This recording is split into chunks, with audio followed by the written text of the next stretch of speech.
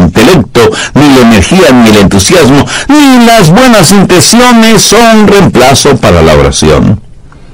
Yo creo que el más grande recurso del mundo aún no utilizado es la oración. Se estudia para ver cómo se puede aprovechar la tremenda energía que hay en los relámpagos o en las inmensas olas del océano, o cómo aprovechar más eficientemente la energía solar. Pero la más grande fuente de energía, aún totalmente desconocida por los seres humanos, es la oración ferviente. Y somos unos necios que estamos ignorando esa energía. ¿Por qué la pobreza de muchos cristianos? ¿Por qué la falta de poder en la vida de muchos creyentes? Una sola respuesta: vidas sin oración. Si algún fracaso tenemos en nuestra vida, es el fracaso en nuestra vida de oración. No tendríamos pecados en nuestras vidas que la oración ferviente no hubiera podido ayudar a evitarlos. No hay ninguna necesidad mayor en nuestra vida que desarrollar una vida de oración. Y alguien seguramente me preguntará: pastor, ¿por qué Dios quiere que oremos? Usted mismo ya nos ha enseñado que el Padre conoce todas nuestras necesidades, aún antes de que nosotros las mencionemos. ¿Por qué pedirle a Dios que haga lo que Él ya ha determinado hacer? Mi amigo, esas son muy buenas preguntas. ¿Por qué? ¿Por qué debemos orar? Escúcheme, cuando oramos, no oramos para informarle a Dios de ciertas cosas. Él las sabe. Tampoco oramos para darle instrucciones a Dios. Cuando oramos, estamos invitando a Dios a conversar con nosotros. ¿Qué quiero decir con esto? Verá, Dios quiere hacer realidad ciertas cosas en nosotros. Y quiere hacer ciertas cosas por medio de nosotros. Y quiere hacer esas cosas si es que nosotros se las pedimos en oración. ¿Por qué Dios nos pide que oremos? Primero, por un factor de compañerismo. Juan 15:7. Si permanecéis en mí y mis palabras permanecen en vosotros, pedid todo lo que queréis y os será hecho. ¿Qué es lo que Dios quiere que hagamos? ¿Dios simplemente quiere darnos cosas? ¿O quiere Dios tener comunión, compañerismo con nosotros? Dios quiere que tengamos comunión con Él. Por lo tanto, Dios dice que oremos porque por medio de la oración permanecemos en Él y Él en nosotros. Dios puede estar sin nosotros, pero nosotros no podemos estar sin Dios. Cuando usted ora y Dios contesta, usted habita en Él y Él en usted. Somos colaboradores de Dios. Pablo en 2 de Corintios 6:1 dice: así pues, nosotros como colaboradores suyos. ¿Lo ve? Hay este factor de la comunión, del compañerismo, de la amistad. Segundo, el factor del desarrollo. No hay nada que pueda ayudarle a crecer como cristiano que la oración. Cuando permanece en el Señor Jesucristo y Él permanece en usted, crecerá espiritualmente en la misma proporción que la que ora. ¿Alguna vez se ha preguntado por qué Dios no contesta sus oraciones inmediatamente? Sencillamente porque Él quiere que usted crezca un poquito más cada día. José es un joven que está tratando de tener una cita con Rosita, así que le invita para que salgan juntos.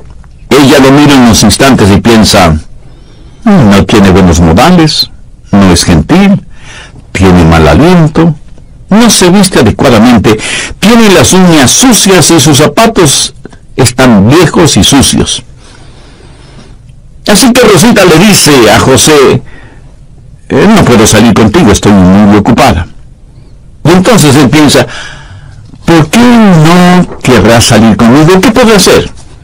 Más tarde le pregunta a un buen amigo suyo: Raúl, quise tener una cita con Rosita, pero ella prácticamente me rechazó. ¿Tienes tú una idea de por qué?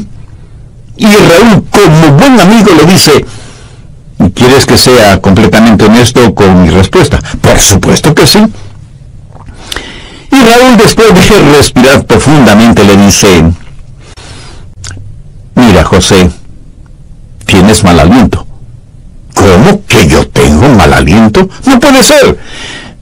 José, estoy siendo honesto contigo. Y José va y compra un agradable enjuague bucal, usa una pasta dentífrica que refresca el aliento, y después de algunos días vuelve a invitar a Rosita. Y Rosita vuelve a decirle que no. Otra vez va a consultar con Raúl, y Raúl le dice: pero mira la manera en que estás vestido. No tienes un espejo. Tu camisa está más que sucia, hueles muy mal, parece que no usas nada contra el mal olor de tus axilas, y mira tus zapatos, más horribles no pueden ser. Después de un par de semanas, José va nuevamente donde Rosita, pero luce diferente. Su ropa está limpia, está bien afeitado y masculinamente peinado. De su cuerpo se desprende un suave olor, como brisa marina. Sus uñas están recortadas y limpias, y sus zapatos parecen de charol. Y le dice: Rosita, ¿quieres salir conmigo? Te invito a tomar unos helados.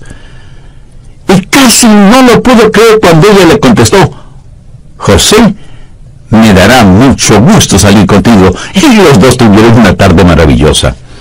Sí, yo sé que esto es solo una ilustración, pero escúcheme. Algunas veces nos acercamos a Dios y simplemente le decimos: Dios, haz esto.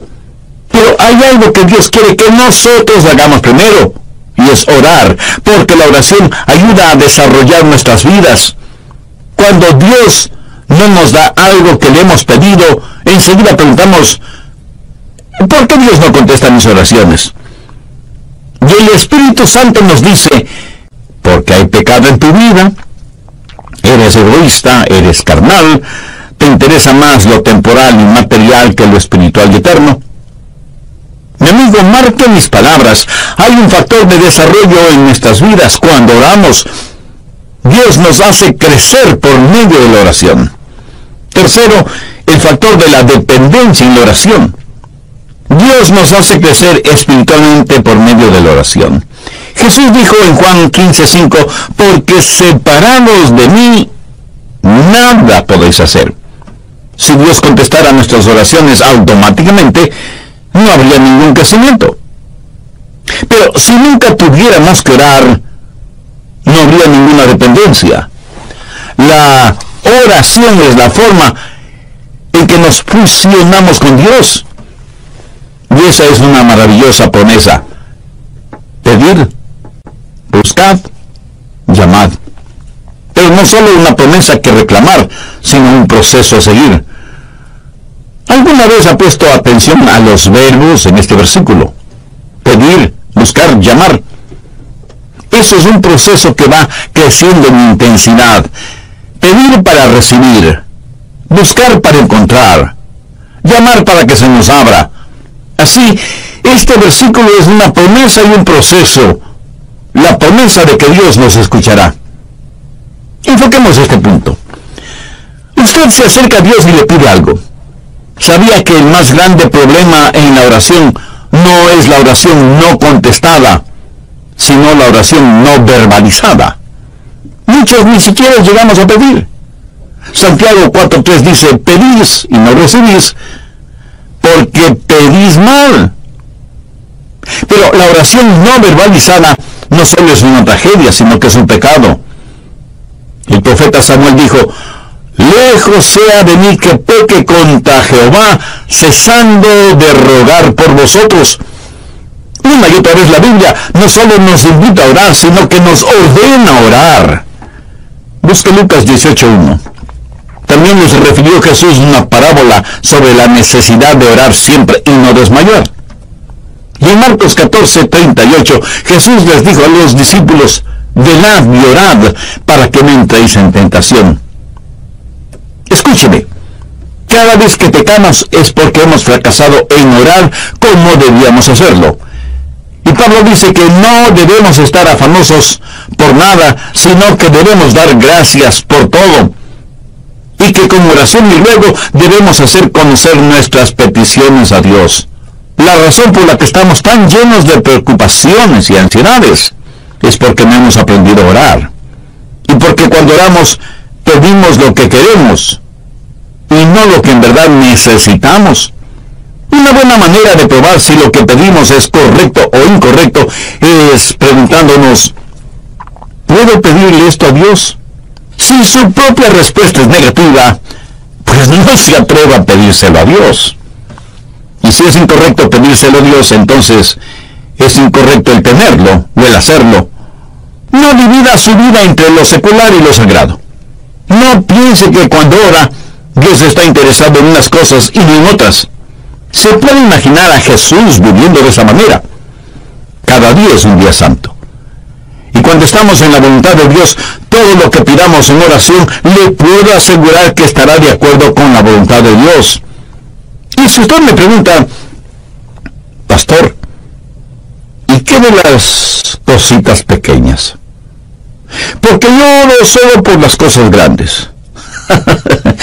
Mi amigo, ¿qué es pequeño o qué es grande delante de Dios?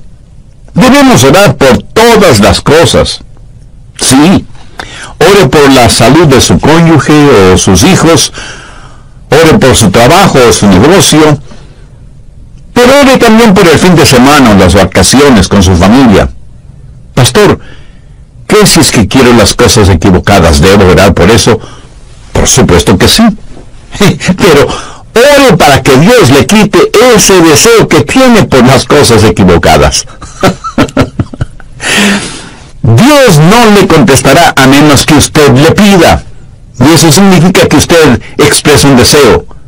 Pero cuando usted busca, eso es una experiencia descubierta. Verá, muchas veces pedimos las cosas equivocadas. Muchas veces no estamos en posición de pedir nada. Muchas veces las cosas por las que pedimos son totalmente desconocidas para nosotros. Así que la oración verdadera está eslabonada con la búsqueda. Y el propósito, la voluntad de Dios, pudiera ser que necesitamos buscar. Un día una señora me llamó y me dijo, pastor, necesito que venga a mi casa. Tengo necesidad de que ore conmigo por algo muy importante. Así que fui a su casa y ella me dijo, pastor, mi hijo es un borracho y a su esposa, mi nuera, le diagnosticaron cáncer. Le he pedido a mi hijo que venga para que usted ore por nosotros. Y ahí estábamos los tres, el hijo, la madre y yo, el pastor. Nos arrodillamos para orar. Ella oró, yo oré, y el hijo, un hombre de tal vez unos 35 años, me dijo, pastor, usted me está orando. Yo pensé que había orado en voz muy baja, y por eso él no me había escuchado. Volví a orar, elevando el tono de mi voz, y sin embargo, él me dijo, pastor, por favor, ore. Eso me incomodó en cierta forma, pero oré un poco más. Cuando abrí los ojos, la mamá ya no estaba con nosotros. Solamente estábamos él y yo. De pronto escuché ruidos en otro cuarto, y fui hasta allá, y encontré a la mamá de él totalmente extendida en el suelo con los brazos en cruz, orando intensamente, y escuché su oración. Era como si ella en su oración estuviera abriendo las puertas del cielo, llegando hasta el trono de Dios, y ahí depositar la angustia de su corazón. Le escuché hacerle acuerdo a Dios de sus promesas, derramando su alma en favor de su hijo. Y me di cuenta de algo. Ese hombre durante su niñez y su juventud seguramente vio muchas veces orar a su madre de esa manera, orando intensamente, y por eso me dijo, pastor, usted no está orando. Ese día aprendí una importante lección acerca de la oración, lo que significa acercarse al trono de Dios en oración. Y eso, mi amigo, no solo es una oración que pide, sino una oración que busca. Pero no solo debemos pedir y buscar, sino que como Jesús lo dijo, debemos llamar. Y con esa acción estamos expresando una determinación. El llamar significa que no nos detendremos hasta que obtengamos aquello que le pedimos a Dios, o hasta cuando Dios nos diga no. Veamos Lucas 11 por un momento, desde el verso 5. Les dijo también, ¿quién de vosotros que tenga un amigo va a él a medianoche y le dice, amigo, préstame 3 panes, porque un amigo mío ha venido a mí de viaje, y no tengo que ponerle delante? Y aquel respondiendo desde adentro le dice, no me molestes. La puerta ya está cerrada y mis niños están conmigo en cama. No puedo levantarme y dártelos. Os digo que aunque no se levante a dárselos por ser su amigo, sin embargo por su importunidad se levantará y le dará todo lo que necesite. Esa es la parábola. Ahora mire los versos 9 y 10. Y yo os digo, pedid y se os dará. Buscad y hallaréis, llamad y se os abrirá, porque todo aquel que pide recibe, y el que busca halla, y al que llama se le abrirá. Ahora usted tiene que entender algo sobre esos tiempos bíblicos. Era totalmente, absolutamente impensable que un amigo viniera a su casa y usted no le brindara hospedaje y alimentación. La hospitalidad es algo sumamente valiosa en el Medio Oriente. Así que un amigo llega a casa de su amigo después de un largo viaje y le dice, Juan, ¿podrías darme albergue esta noche? Y el anfitrión le dice, qué gusto de verte, mi amigo. Por supuesto que puedes quedarte aquí, siempre eres bienvenido. Pasa, pasa. Mi esposa te preparará algo para comer. Pero la esposa en voz baja le dice, pero no tenemos nada que ofrecerme para comer. Y él asimismo en voz baja le dice, no te preocupes, querida, salgo de inmediato a conseguir algo. Y va donde su buen vecino Pedro, aunque ya casi es la medianoche. Golpea varias veces la puerta de la casa de Pedro, hasta que finalmente una voz bastante malhumorada dice, ¿quién es y qué quiere? Pedro, soy Juan, y necesito que me prestes unos pocos panes. Por favor, no me molestes, ¿no sabes qué hora es? Pedro, necesito tu ayuda. Te digo que no me molestes. Ya estoy en la cama con mis hijos. Hagamos un paréntesis. Las casas en esos tiempos eran diferentes a nuestras casas en la actualidad. Por lo general, la parte de abajo, la que para nosotros sería el primer piso, era en verdad un establo. Por la noche ahí ponían a todos los animales para que el calor del cuerpo de todos esos animales abrigara la casa. Una especie de calefacción animal natural. Las familias vivían encima de ese establo y el espacio no era demasiado grande, por lo que todos dormían en un solo cuarto. Y cuando alguien se despertaba y se levantaba, pues despertaba todo el mundo. Y las cerraduras en esos tiempos eran muy complicadas. No era cuestión sencillamente de utilizar la llave. Había que bajar del segundo piso, despertando a todos, cruzar entre los animales, hacer un tremendo ruido quitando las seguridades de la cerradura. Así que para cualquiera no era fácil simplemente bajar y abrir la puerta. Pero Juan insistió e insistió hasta que Pedro, para que no le moleste más, le dio los panes que necesitaba. Lo hizo no necesariamente porque Juan era su amigo, sino porque Juan fue insistente. No aceptó un no como respuesta. Y de eso está hablando Jesús, de la persistencia en la oración. ¿Cuántos de nosotros oramos de esa manera? Note que en este versículo los verbos están en tiempo presente, lo cual significa manténganse pidiendo, manténganse buscando, manténganse llamando. La oración no es una carrera de velocidad, más bien es una larga maratón. En el Evangelio de Lucas capítulo 18, Jesús también habló acerca de una viuda que fue donde un juez injusto, buscando justicia. Este juez no tenía miedo de Dios ni de los hombres. Era un ateo, un juez ególatra.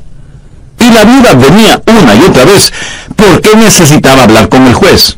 Finalmente el juez falló a favor de la viuda porque, como ese juez mismo lo dijo, no quiero que me agote la paciencia. Esta ilustración la utilizó Jesús para poner de relieve que si un juez injusto puede actuar de esa manera, ¿cómo un juez justo no va a escuchar nuestras oraciones? Dios no es como un juez injusto. Y si Dios, el juez justo, nos contesta, no es para librarse de nosotros antes de que se le acabe la paciencia. Dios quiere que persistamos en la oración porque Él está haciendo algo en nosotros y por medio de nosotros. Y siempre vamos a encontrar a Jesús enseñando la persistencia en la oración. Y sea que usted lo entienda o no, es una enseñanza bíblica. Permítame también mencionar a la mujer sirofenicia que desde lo que es hoy el Líbano se acercó a Jesús para buscar ayuda para su hija que estaba poseída por un demonio. Es profundamente interesante la conversación de Jesús con esa mujer griega. Vayamos al capítulo 7 de Marcos, desde el verso 26. La mujer era griega y sirofenicia de nación, y le rogaba que echase fuera de su hija al demonio. Pero Jesús le dijo: deja primero que se sacien los hijos, porque no está bien tomar el pan de los hijos y echárselo a los perrillos. Respondió ella y le dijo: sí, Señor, pero aún los perrillos debajo de la mesa comen de las migajas de los hijos. Entonces le dijo: por esta palabra, ve, el demonio ha salido de tu hija. Y cuando ella llegó a su casa, halló que el demonio había salido y a la hija acostada en la cama. Cuando Jesús usó la palabra perrillos, hacía referencia a perritos mascotas. Note que la mujer no se siente ofendida por eso, y más bien le dice a Jesús que aún los perrillos están felices de comer las migajas de pan que caen de la mesa. En el original, ella no usa la misma palabra que Jesús utilizó para perrillos. Ella usó una palabra que describe a un perro callejero, flaco y sarnoso. Por eso Jesús se sintió conmovido y le otorgó a la mujer lo que le había pedido. Durante las horas finales de su pasión, Jesús oró a su Padre varias veces. Jesús, el Hijo de Dios, prevaleció en la oración. El apóstol Pablo habla de una espina en la carne y dice que 3 veces le pidió a Dios que se la quitara. Esto significa que Pablo tuvo 3 extensas sesiones de oración sobre un largo periodo de tiempo, hasta que Dios le contestó. Pero Dios no le contestó como Pablo se lo pidió, sino como Dios quiso contestarle. Elías oró por lluvia, y estando en el monte Carmelo, envió a su criado a ver si descubría alguna nubecita del cielo. Nada. 6 veces dio la orden y 6 veces la misma respuesta. Nada. Pero a la 7ª vez el criado vio una nubecita del tamaño del puño de un hombre. Esto es una ilustración de la oración persistente de Elías, quien, juntamente con su criado, comenzó a caminar porque ya se escuchaba el sonido de una abundante lluvia. Ahora, ¿cómo saber cuándo pedir o cuándo dejar de pedir? ¿Cuándo buscar y dejar de hacerlo? ¿Cuándo llamar y dejar de hacerlo? Al respecto, permítame mencionar 3 pasos. Se detiene cuando Dios le da lo que usted ha pedido. A veces las respuestas de Dios son directas, otras veces son diferentes. Algunas veces Dios demora sus respuestas, otras veces simplemente las niega. ¿Pero cómo saberlo? Bueno, si Dios le otorga lo que usted ha pedido, ya no hay que seguir pidiendo, ¿no le parece? Pero algunas veces usted ora por algo, y aunque no lo tiene en sus manos, lo tiene en su corazón. Quiere decir, algunas veces Dios le dirá: ya lo tienes, ya lo tienes. Y usted tiene la seguridad de que lo que ha pedido Dios ahora ya se lo ha dado, y usted comienza a alabarle por eso. Y debemos reconocerlo. Algunas veces Dios dice no, entonces usted simplemente deja de pedir. Y aunque Dios le haya dicho no, agradézcale, porque Dios nos da solo cosas buenas, y si no nos da algo que le hemos pedido, es porque seguramente eso no será bueno para nosotros.